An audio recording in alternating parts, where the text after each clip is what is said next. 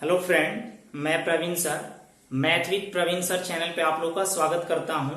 जैसा कि आप लोग को पता होगा, ये यूट्यूब पे हमने ऑनलाइन क्लास स्टार्ट किया हूं और मॉर्निंग में आपको एडवांस मैथ में अलजेब्रा को पढ़ा रहे हैं और इवनिंग में नंबर सिस्टम में आपको रिमाइंडर थ्योरम को समाप्त कर डिविलिटी रूल को पढ़ा रहे हैं। डिविलिटी रूल में आपको चौथा लेक्चर दे चुके हैं। आज आपको 5वां लेक्चर मिलेगा। चलिए हम लोग बिना टाइम वेस्ट किए हुए आपको डायरेक्ट क्वेश्चन की तरफ ले चल रहे हैं। देखिए, क्वेश्चन के साथ साथ हम लोग यहाँ पे कंसेप्ट को भी सीखेंगे और ये क्वेश्चन आपको कराएंगे। जो भी क्वेश्चन कराएंगे, इंपॉर्टेंट क्वेश्चन कराएंगे, वो आपका तीनों का रहेगा, एसएससी, रेलवे और बैंकिंग का। सभी में आपको मदद मिलेगा। देखिए, आपको क्वेश्चन दिख रहे होंगे।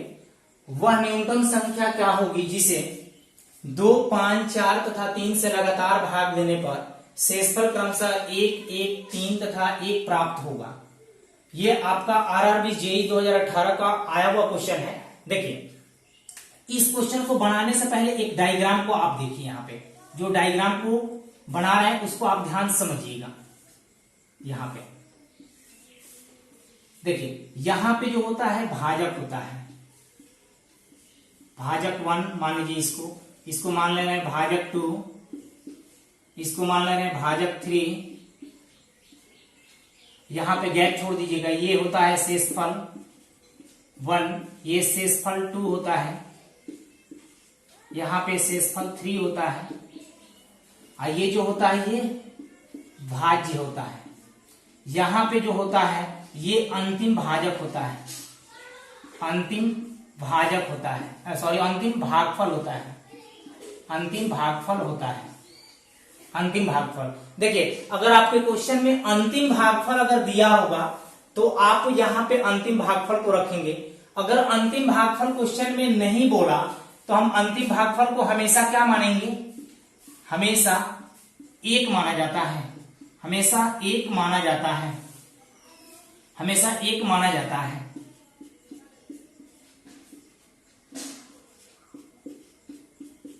देखिए, आपके क्वेश्चन में ये नहीं कहीं दिया गया है कि अंतिम भागफल इतना है। अंतिम भागफल कुछ नहीं दिया गया है। अंतिम भागफल 1, 3, 5, 7 कुछ भी देगा तो आपको रखना पड़ेगा। लेकिन यहाँ पे अगर कुछ नहीं बोला तो अंतिम भागफल को हम क्या मानेंगे? 1 हमेशा मानेंगे। अब देखिए, अब डायरेक्ट आपको क्वेश्चन को बना रहा हूं। यहाँ पे क्वेश्चन दिया गया है, क्वेश्चन दिया गया है, जो वह न्यूनतम संख्या ज्ञात करें जिसे 2, 5, 4 और 3 से 2, 5, 4 और 3 से लगातार भाग दें तो शेषफल 1, 1, 1, 3 और क्या 1 प्राप्त होती है। देखिए, अब क्वेश्चन में आपको अंतिम भागफल नहीं दिया गया है तो अंतिम भागफल को हम क्या मान लेंगे? यहाँ पे 1 मान लेंगे।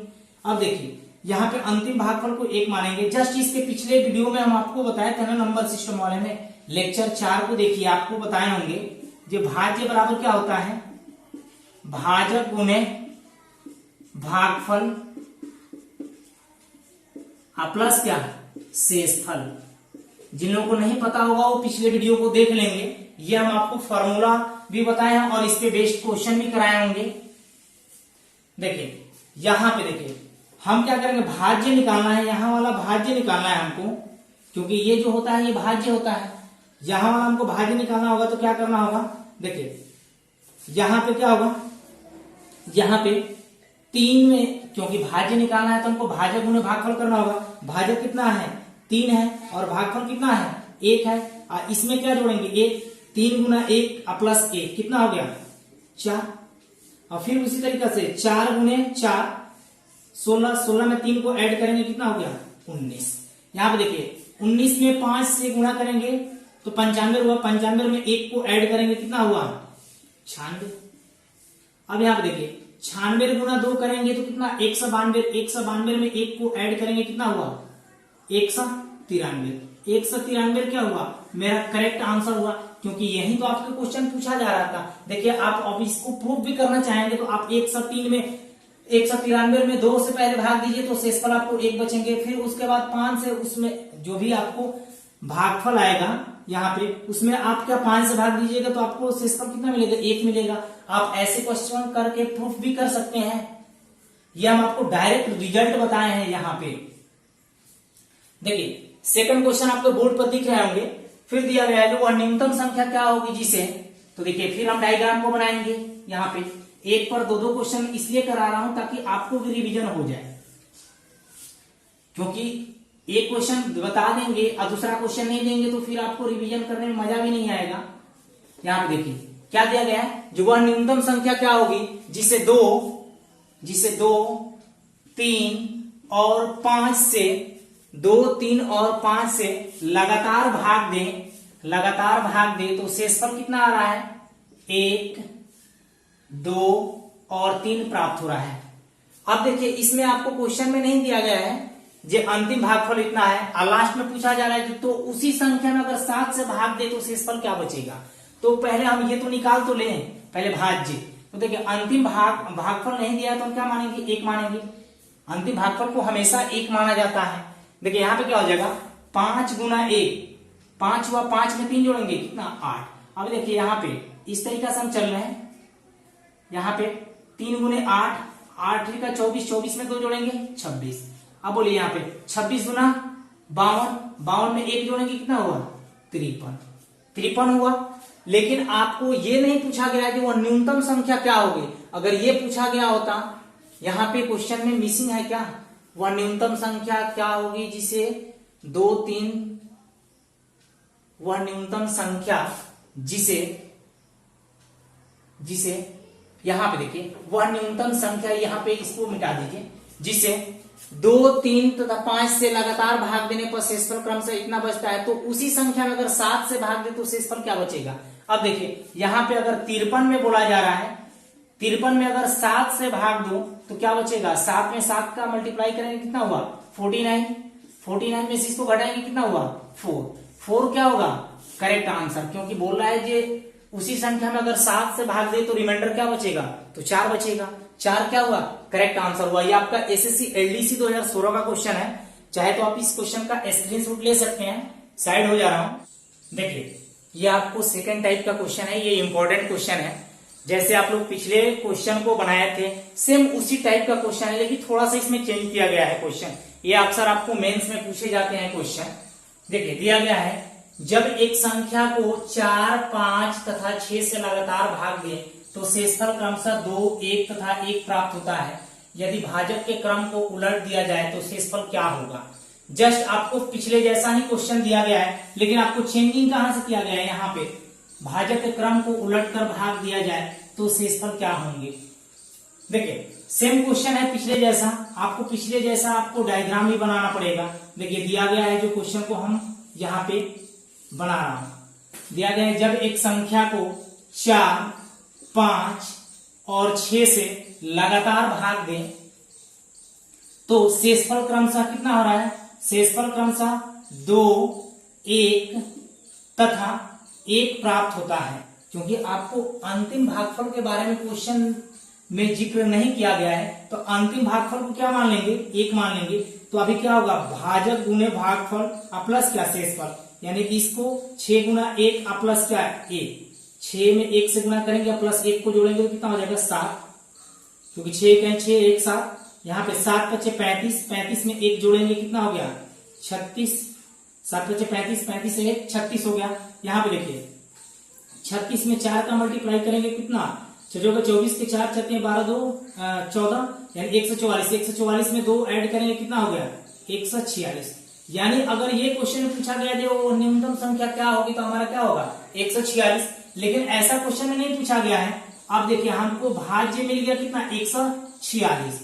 अब बोला जा रहा है जी यदि भाजक के क्रम को उलटकर भाग दिया जाए, देखिए भाजक के क्रम को उलटकर भाग दिया जाए तो देखिए भाजक के क्रम कैसे उलटिएगा, यहाँ पे भाजक कैसे दिए गए हैं 4, 5, 6 के रूप में दिया गया है। तो आप क्या कीजिएगा, ऊपर से लिखिएगा 6, उसके बाद 5, उसके बाद क्या 4।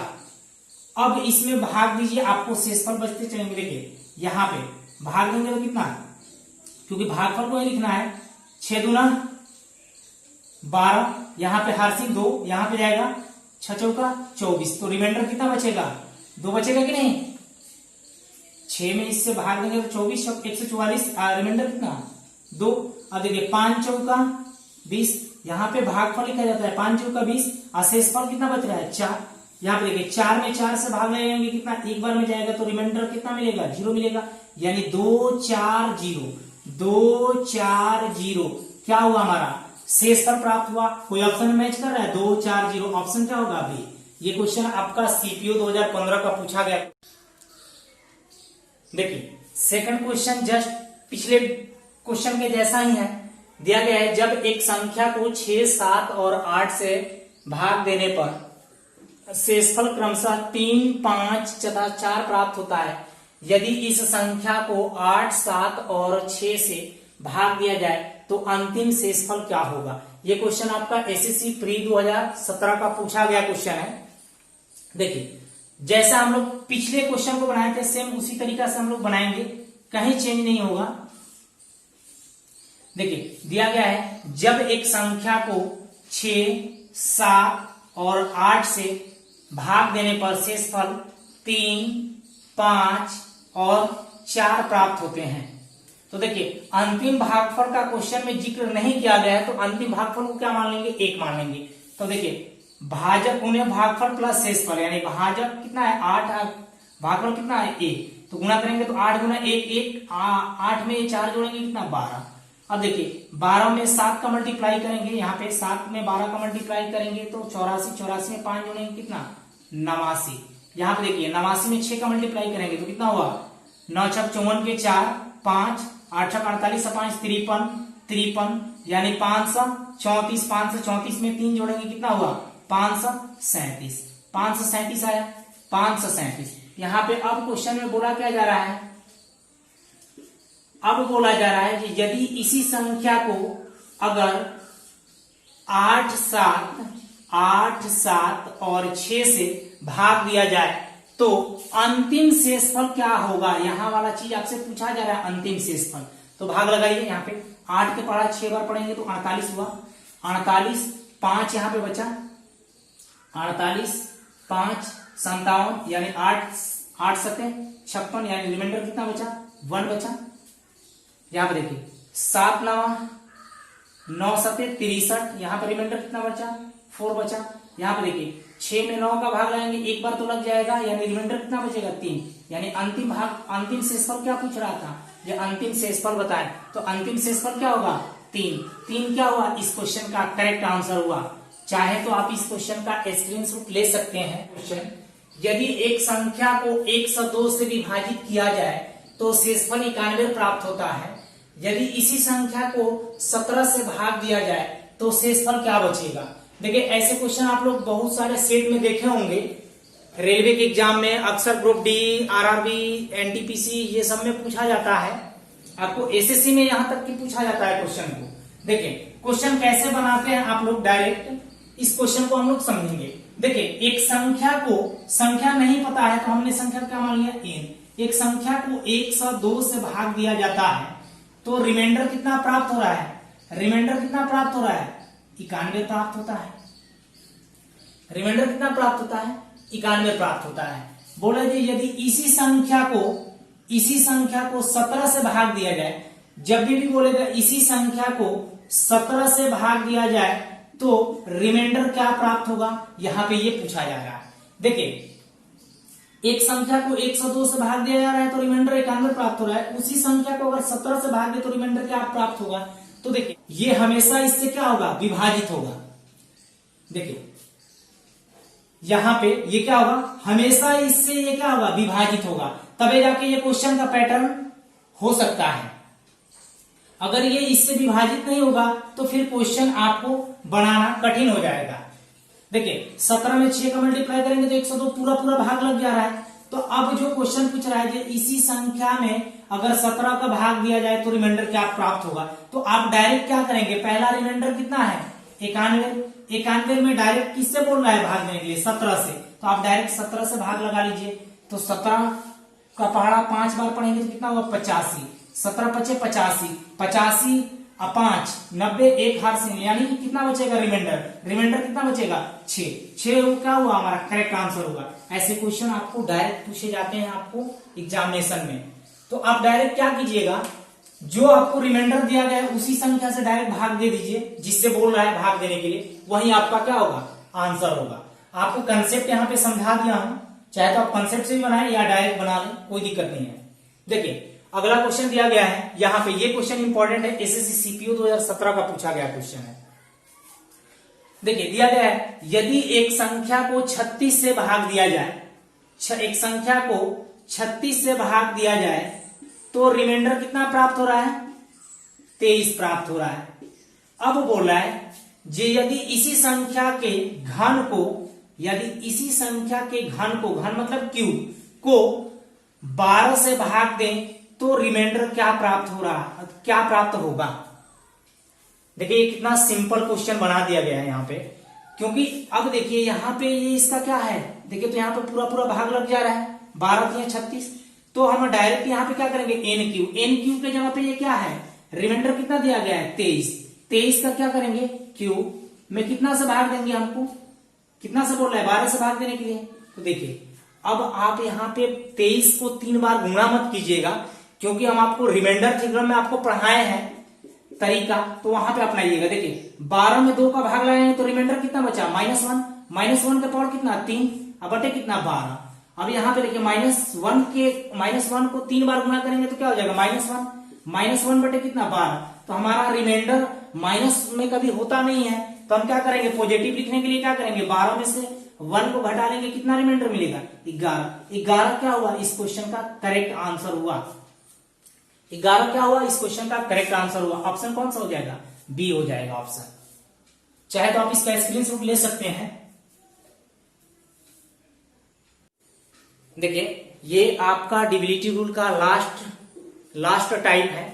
इसके बाद आप लोग कमेंट कीजिएगा वीडियो के अंत में जे हमें नंबर सिस्टम में कौन सा टॉपिक को स्टार्ट करें। नंबर सिस्टम में हम लोग 2 टॉपिक को समाप्त कर लिए हैं, रिमाइंडर थ्योरम और डिविलिटी रूल को। इसके बाद जो कमेंट कीजिएगा लोग उसी को हम पहले पढ़ाएंगे। देखिए ये लास्ट टाइप है, देख लें पहले क्वेश्चन को। देखिए दिया गया है 2 संख्याओं को 17 से भाग देने पर शेषफल क्रमशः 11 और 13 प्राप्त होता है। यदि दोनों संख्याओं के योग को 17 से भाग दे तो शेषफल क्या प्राप्त होंगे। देखिए 2 संख्याएं हैं n1 को किससे भाग देना है 17 से, तो रिमाइंडर कितना प्राप्त हो रहा है 11। अब आगे बोल रहा है जी अगला n2 को 17 से ही भाग दें, क्योंकि 2 संख्याओं को 17 से भाग देना है, तो n1 को भी 17 से ही और n2 को भी 17 से ही भाग दें, तो इसमें रिमाइंडर क्या प्राप्त हो रहा है 13। अब आगे क्वेश्चन बोला है जी यदि दोनों संख्याओं के योग को, यानी दोनों संख्याओं के योग को 17 से भाग दे तो रिमाइंडर क्या प्राप्त होगा, यही आपका क्वेश्चन पूछा जा रहा था। तो देखिए ऐसे क्वेश्चन बनाने के पहले हम लोग क्या ये डायरेक्ट n1 और n2 के जगह पे क्या रख देंगे 11 और 13, 11 प्लस क्या 13 में 17 से भाग देंगे तो कितना हो जाएगा 11 और 13 को जोड़िए पहले कितना 4, यहाँ पे कितना 2 24 में 17 का भाग लगाएंगे कितना 3 और 4 7, यानी रिमाइंडर क्या बचा 7 क्या हुआ करेक्ट आंसर हुआ। क्योंकि बोल रहा है दोनों संख्याओं के योग को 17 से भाग दे तो शेषफल क्या बचेगा, तो दोनों संख्याओं के योग को बोला जा रहा है, यानी इसके जगह पे हम क्या बोल रहे थे जी इसका ये क्या है इससे ये, तो इससे क्या हो रहा है इससे पूरा भाग लग जा रहा है, तो हम डायरेक्ट यहाँ पे क्या करेंगे n1 प्लस n2 को जोड़ के 17 से भाग देंगे तो हमारा रिमाइंडर प्राप्त हो जाएगा कितना 7 क्या हुआ इस क्वेश्चन का करेक्ट आंसर हुआ। ये आपका एसएससी मेंस 2018 का पूछा हुआ क्वेश्चन है। देखिए नेक्स्ट क्वेश्चन आपको सामने सीपीओ का क्वेश्चन 17 का ही है, ये दिख रहा है क्वेश्चन। देखिए किसी संख्या n को 4 से भाग दे तो शेषफल कितना प्राप्त हो रहा है 3, यानी किसी संख्या n को 4 से भाग दिया जाता है तो रिमाइंडर कितना प्राप्त हो रहा है 3। तो बोल रहा है संख्या 2n यानी दुगने संख्या बोल रहा है, यानी 2n को 4 से ही भाग दे तो रिमाइंडर क्या प्राप्त होगा। देखिए ये हमेशा इसका क्या होगा, हमेशा इससे क्या होगा ये विभाजित होगा, अगर विभाजित नहीं होगा तो क्वेश्चन कॉम्प्लिकेटेड हो जाएगा, क्वेश्चन बन में नहीं करेगा। देखिए अब क्या बोला है, संख्या 2n को, तो बताइए यहां पे हम डायरेक्ट रिमाइंडर में ही इससे भाग दे रहा था जिस संख्या से पूछा जा रहा था, लेकिन यहाँ पे 2n को पूछा जा रहा है, तो 2 इंटू n की जगह पे क्या रखेंगे, जो हमारा रिमाइंडर बच रहा था पहला वो उसी को रख देंगे, 2 इंटू 3, अब बटे किससे बोल रहा है, 4 से, क्योंकि 4 से भाग देने पे, तो बताइए ये कितना हो जाएगा, 2 3 6, 6/4, यानी भाग लगेगा तो रिमाइंडर कितना बचेगा, 2 हुआ इस क्वेश्चन का करेक्ट आंसर। चाहे तो आप इस क्वेश्चन का स्क्रीनशॉट ले लें, थोड़ा साइड हो जा रहा हूं। आज इतना ही रहने दे रहा हूं दोस्तों, कल हम लोग आगे जो आप लोग कमेंट कीजिएगा जो हमें ये नंबर सिस्टम में पहले पढ़ाइए उसी टॉपिक को लेंगे, ठीक है। Take care, bye bye.